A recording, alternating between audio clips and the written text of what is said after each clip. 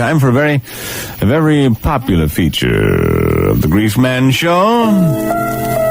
A feature that a lot of guys call up. And a lot of girls like, too, because they can figure out the methodology of these using creeps. Yes, it's time, once again, for the Greaseman Hobbledogaga Handbook. Holy hobblers. Yeah, if you're just up for a quick pop and drop, a quick pump and dump, a quick splatter and scatter, just head into your nearest church. It's the easiest hobby you ever gonna run into. Say, for example, it's Friday night or something, you haven't lined anything up. You didn't think you wanted anything, and now you're feeling a little frisky. Well, you just pop into the nearest church. Most of them are open for people to stop by and make their peace. You walk in, you find the preacher, the pastor, the priest, whatever kind of church it happens to be. You say, bye-bye. Excuse me there, Father, maybe you could help me out. He'll say, yes, my son, what is it? Say, I was just out. I was at a singles bar, and I was having a drink, and I got to thinking, this is so horrible. I mean, everybody meeting, and all these girls, all they want is sex all the time, and I'd like to get to know somebody, frankly. I'd like to get to know someone to be my life's partner, and I got to thinking as I was having that drink in there, what do I really know about these people? What do I really care about them?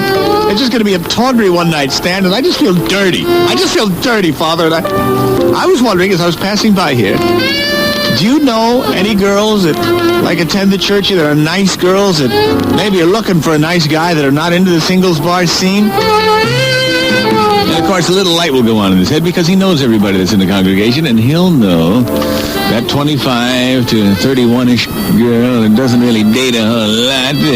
I see she's packing a few extra pounds, but keep in mind it's 9 o'clock Friday night. Hey, you can't be so choosy, you know what I'm saying? He'll say, well, yes, as a matter of fact, I know a girl, Henrietta, who is a very nice girl, comes to all our services, and I think she'd probably like to meet a nice young man like that. Wait here, young man, wait here. And sure enough, he'll go zipping back into the vestry, whatever you call it, vestibule there. He'll grab the blower, he'll call up Henrietta. Believe me, she'll be down there in 10 minutes. Believe me. You use the 10 minutes to take out your pocket knife and clean out your fingernails while you're waiting. And sure enough, she'll come bustling through the door, and Rachel will say, hi, Henrietta, this is, what is your name, young man? Nino Greasemanella. And right away, you've got a built-in trust because she doesn't think you're a letzer. I mean, she mentioned, the preacher introduced you, for crying out loud. Then you go out, have a little dinner, what the hey, see if there's any vibes there. If it looks like, well, what the hey. In times of war,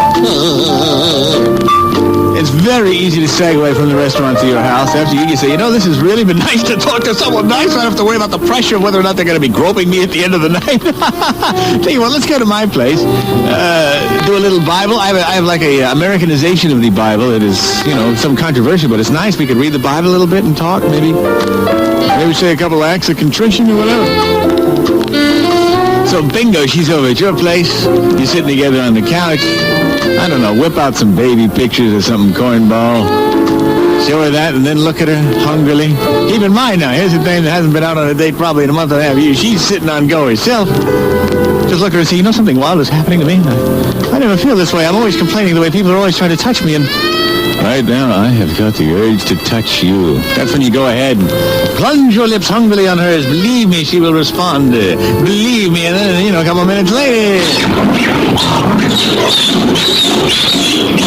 you're home free.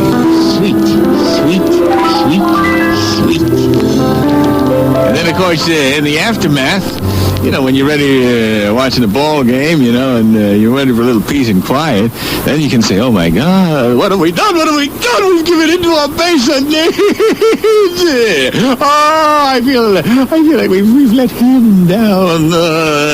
Please, we can't go on this way. I love you so much, and I wouldn't treat you this way. I would treat you like some tawdry tartar.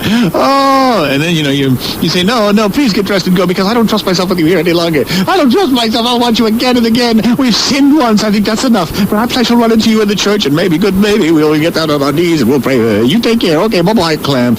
And then, you got the ball game on. No fuss. No fuss. And then, if you get feeling randy again, you just merely go to another church. And another one after that. And another, and bloody well, another. But you say, well, sure, Grace, sure, but I bet you in a year's time I'll have gone through all the churches in my area. What then? But, that's when you break out the yarmulke.